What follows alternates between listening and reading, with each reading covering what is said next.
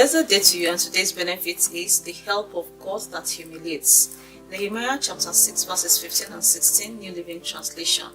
So, on October 2, the war was finished just 52 days after we had begun. When our enemies and the surrounding nations heard about it, they were frightened and humiliated. They realized this work had been done with the help of our God. The report of the workings of God through Nehemiah in the rebuilding of the walls of Jerusalem is a demonstration of God's help. The favor he received from King Artaxerxes was unprecedented for his release to go back home to do the repair works. In today's text, Nehemiah reported that from the time they started rebuilding the wall, it took them only 52 days to complete the work. This is nothing but divine help. You can imagine, amid opposition within and without, the work kept going. Resources were available, and men gave their hearts and lives to removing the reproach. I want to draw our attention to the reaction of the opposition as captured in this testimony. They were frightened and humiliated. Why? 1. The speed of rebuilding must have been unimaginable. 2. The capacity of the walls would have communicated a signal of strength from Israel. 3. The efforts the enemies made to stop the work became an effort in futility. 4. They wouldn't have thought Jerusalem could rise again. 5. They didn't know the consequences that would be on them for the hostility they had shown to Israel. When God helps a man, the enemies cannot do anything about it than to be dumbfounded and humiliated. This is a testimony of a man who became the king of Judah at the age of 16 and did mighty things as long as he obeyed the laws of God. 2 Chronicles 26 verse 15 says in NLT, "And he built structures on the walls of Jerusalem, designed by experts to protect those who shot arrows and hurled large stones from the towers and the corners of the wall. His fame spread far and wide, for the Lord gave him marvelous help, and he became very powerful."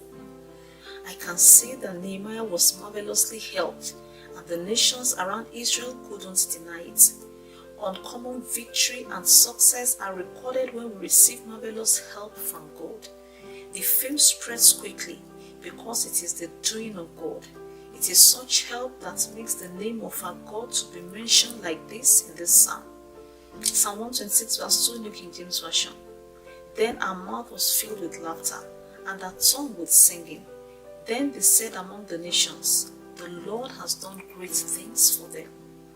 Beloved, God does not need to prove his capacity to anyone or nations who refuse him. However, he is still in the business of helping men who depend on him to show the world his greatness and might through them. So, if you want your opposition to be humiliated and reverence your God, tell God in one statement, "Lord, grant unto me marvelous help." When Gideon received help from God, he defeated the Midianite nation as if he was fighting one man.